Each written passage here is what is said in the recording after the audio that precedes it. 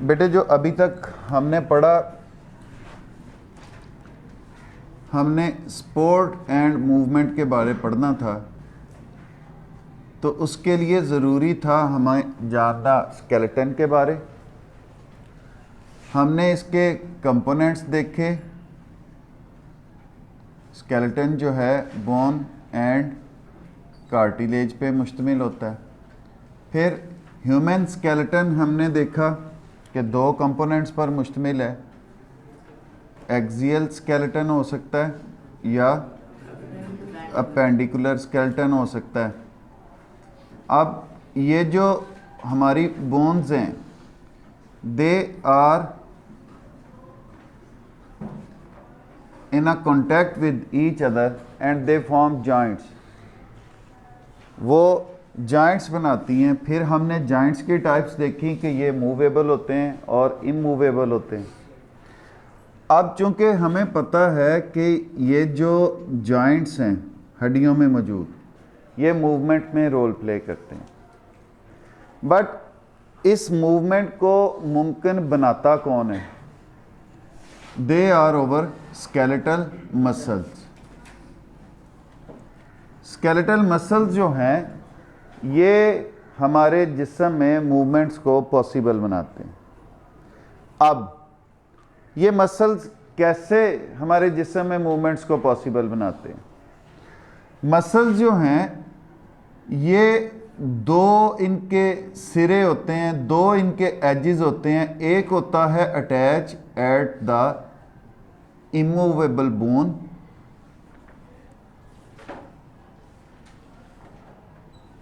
एक सिरा इसका जुड़ा होता है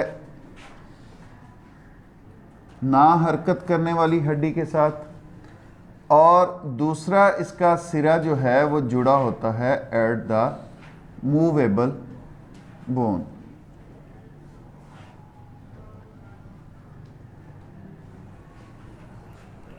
अब जो हिस्सा मसल का हरकत करने वाली हड्डी के साथ जुड़ा होता है, उस हिस्से को हम नाम देते हैं इंसर्शन। मसल के उस हिस्से को हम क्या नाम देते हैं? और मसल का वो सिरा जो गैर मुतहरक हड्डी के साथ जुड़ा होता है, उसको हम नाम देते हैं ओरिजिन।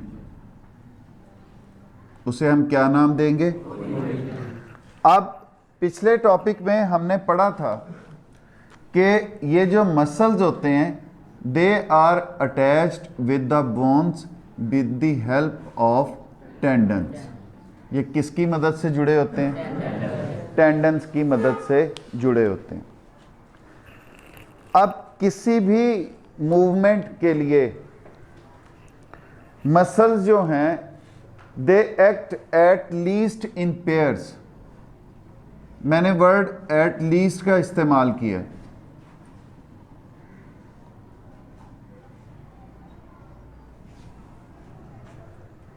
कम अज कम एक जोड़े की शक्ल में वो मौजूद होंगे, तो वो एक हरकत के लिए रिस्पॉन्सिबल होंगे। हम सिंपल सी एग्जांपल के साथ इस बात को आगे कंटिन्यू करते हैं। फॉर एग्जांपल,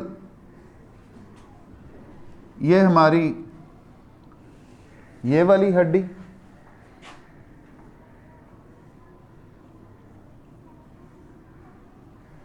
और आगे दो ये, यहाँ पे आपकी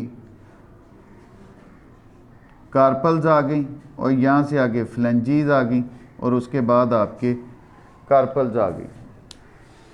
अब यहाँ पर दो मसल्स के,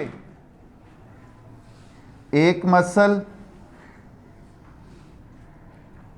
जो इस हड्डी से शुरू हो रहा है और अगली हड्डी के साथ जाके जुड़ रहा है, और एक मसल जो है वो यहाँ पे मौजूद है जो कि इस हड्डी से शुरू हो रहा है और यहाँ पे आके जुड़ रहा है। अब ये वाला जो गैर मुतहरक हड्डी के साथ जुड़ा हुआ है हिस्सा, इस पॉइंट को हम नाम देंगे ओरिजिन। इस पॉइंट को क्या नाम देंगे? ओरिजिन। और ये जो हरकत करने वाली हड्डी के साथ जुड़ा हुआ है, इस पॉइंट को हम क्या नाम देंगे? मसल के इस हिस्से को क्या नाम देंगे हम? इंसर्शन। अब इस मसल के लिए ये वाला ओरिजिन है और ये वाला इंसर्शन है। अब ये मसल्स हैं कौन से? सपोज ये मैंने बनाया है बाइसेप और ये मैंने बनाया है ट्राइसेप।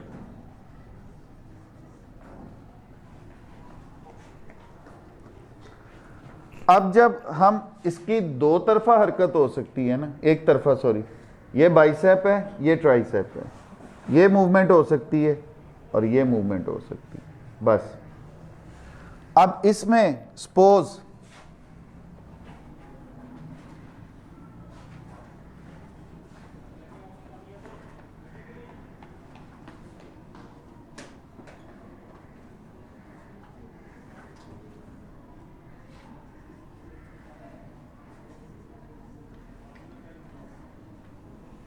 हम ये मूवमेंट कर रहे हैं,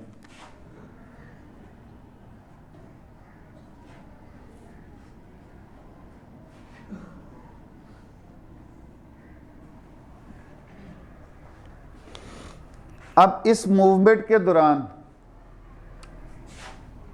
ये बाइसेप और ये ट्राइसेप है हमारे। अब ये दोनों हमारे मसल्स जो हैं ये एक दूसरे के ऑपोजिट काम करते हैं, एक दूसरे के ऑपोजिट काम करते हैं। और ये जो जोड़ा होता है मसल का, जो एक हरकत के लिए एक दूसरे के ऑपोजिट काम कर रहे होते हैं, उन मसल्स को हम एक दूसरे के एंटागोनिस्ट का नाम देते हैं। उन मसल्स को एक दूसरे के क्या कहा जाता है? वो एक दूसरे के एंटागोनिस्ट हैं। और इन मसल्स का एक दूसरे के ऑपोजिट काम करना, दैट इज कॉल्ड एंटागोनिज्म। इस अमल को क्या कहते हैं बेटे? एंटागोनिज्म। ये मसल्स एक दूसरे के एंटागोनिस्ट हैं और इनका एक दूसरे के ऑपोजिट काम करना, दैट इज कॉल्ड एंटागोनिज्म। अब ये काम कर क्या रहे हैं? जब हम बाजू बेंड कर रहे हैं, ये जॉइंट बेंड हो रहा है, तब हमारा बाइसेप जो है ये कॉन्ट्रैक्ट हो रहा है। ये क्या हो रहा है? कॉन्ट्रैक्ट हो रहा है, सिकुड़ रहा है, जिसके नतीजे में ये मोटा हो जाता है कंट्रैक्शन की वजह से। जबकि जो हमारा ट्राइसेप है ये क्या होगा? रिलैक्स होगा। तो एक दूसरे के ऑपोजिट काम हो गया इनका, कि बाइसेप कॉन्ट्रैक्ट हो रहा है, ट्राइसेप रिलैक्स हो रहा है। अब बेंडिंग ऑफ जॉइंट, ये जो मूवमेंट है जॉइंट का बेंड होना, दैट इज कॉल्ड फ्लेक्जन। इस बेंडिंग को, बेंडिंग ऑफ जॉइंट को हम क्या नाम देंगे? फ्लेक्जन। और जो मसल इस फ्लेक्जन के लिए रिस्पॉन्सिबल है, that muscle is called flexor. इस मसल को हम क्या कहेंगे? Flexor muscle. बाइसेप जो है वो एक फ्लेक्सर मसल है। क्यों? That causes the bending of this joint, that is responsible for the flexion, that's why it is called a flexor muscle. अब हम इस जॉइंट की स्ट्रेटनिंग अगर देखें तो इसमें बाइसेप क्या हो रहा है? बाइसेप रिलैक्स होगा। बाइसेप क्या होगा? रिलैक्स होगा। ये जो ट्राइसेप है ये क्या होगा? कॉन्ट्रैक्ट होगा। इस कॉन्ट्रैक्शन के नतीजे में ये मोटा हो जाएगा। जब आप बाजू पीछे लेके जाएंगे तो यहाँ पे कंट्रैक्शन आपको महसूस होगी। तो ट्राइसेप जो है वो क्या होगा बेटे, कॉन्ट्रैक्ट होगा। अब यहां पर भी ये एक दूसरे के ऑपोजिट काम कर रहे हैं, यहां पर भी ये एक दूसरे के एंटागोनिस्ट्स हैं। अब ये जो स्ट्रेटनिंग ऑफ जॉइंट होती है, ये जॉइंट स्ट्रेट हो रहा है ना यहां पे, ये जो स्ट्रेटनिंग ऑफ जॉइंट होती है दैट इज कॉल्ड एक्सटेंशन। इस मूवमेंट को हम क्या नाम देते हैं, एक्सटेंशन। एक्सटेंड हो रहा है, स्ट्रेटनिंग हो रही है, एक्सटेंशन हो रही है। अब वो मसल जो किसी जॉइंट की एक्सटेंशन का बायस बनता है, स्ट्रेटनिंग का बायस बनता है, that muscle is called extensor muscle. इस मसल को हम क्या नाम देंगे, एक्सटेंसर मसल। और इस एग्जाम्पल में ये हमारा ट्राइसेप जो है that acts as a extensor muscle. इस मूवमेंट को बेटे हमने एक्सटेंशन का नाम दिया और इस मसल को हमने एक्सटेंसर का नाम दिया। अब इस मैकेनिज्म से किसी भी मूवमेंट के लिए जब मसल्स काम करते हैं तो ये उनकी फंक्शनिंग का तरीक़ेकार होता है। इसमें चंद टर्म्स हैं, मुश्किल बात कुछ भी नहीं, चंद टर्म्स हैं और अगर उसको सिस्टमेटिकली समझ लिया जाए तो वो भी मुश्किल नहीं रहती। सबसे पहली बात हमने क्या की कि अकेला स्केलेटन कुछ नहीं कर सकता, वो हमें सिर्फ फिजिकल सपोर्ट दे सकता है या प्रोटेक्शन दे सकता है। जब मूवमेंट्स की बात आएगी तो तब हमारे मसल जो हैं they are the important component of skeleton, जो कि अलोंग द स्केलेटन काम करते हैं हमारी मूवमेंट्स के लिए। मसल जो हैं ये हड्डियों के साथ जुड़े होते हैं with the help of tendons. अब मसल का वो हिस्सा जो इमूवेबल हड्डी के साथ जुड़ा हो that point is called origin. Muscle का वो पार्ट जो है वो क्या कहलाएगा, ओरिजिन कहलाएगा।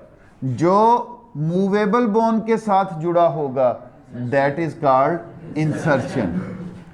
मसल जो हैं वो कम से कम एक जोड़े की शक्ल में काम करते हैं जो कि एक दूसरे के ऑपोजिट काम कर रहे होते हैं। अगर एक कॉन्ट्रैक्ट कर रहा है दूसरा रिलैक्स कर रहा होता है तो वो मसल्स एक दूसरे के एंटागोनिस्ट कहलाते हैं और इनका एक दूसरे के ऑपोजिट काम करना एंटागोनिज्म कहलाता है। अब बेटे हमने एग्जाम्पल ली हमारे इस एल्बो जॉइंट की।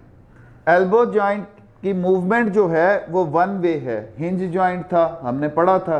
अब इस एक तरफा मूवमेंट के लिए रिस्पॉन्सिबल हैं हमारे ट्राइसेप और हमारे बाइसेप। अब इसी एग्जाम्पल को अगर हम कंटिन्यू करते हैं, जब बेंडिंग ऑफ जॉइंट हो रही है, अब वहां पर क्या हो रहा है, bicep contracts and tricep relax. अब बेंडिंग ऑफ जॉइंट जो हरकत है that movement is called flexion, और जो मसल इस बेंडिंग ऑफ जॉइंट के लिए रिस्पॉन्सिबल है that muscle is called flexor muscle, और इसके लिए हमारा बाइसेप जो है वो फ्लेक्सर मसल के तौर पर काम करता है। दूसरी मूवमेंट इसमें स्ट्रेटनिंग है, स्ट्रेटनिंग ऑफ जॉइंट है। अब ये जो स्ट्रेटनिंग ऑफ जॉइंट है उसमें बाइसेप रिलैक्स करेगा जबकि ट्राइसेप जो है वो कॉन्ट्रैक्ट करेगा। अब ये जो स्ट्रेटनिंग ऑफ जॉइंट होती है इस मूवमेंट को क्या नाम देते हैं हम, एक्सटेंशन। और जो मसल सीधा करता है उस जॉइंट को that muscle is called extensor, और इस एग्जांपल में ट्राइसेप हमारा एक एक्सटेंसर मसल है। जी बेटे, यहां पर कोई बात जो आपको ना समझ आई हो?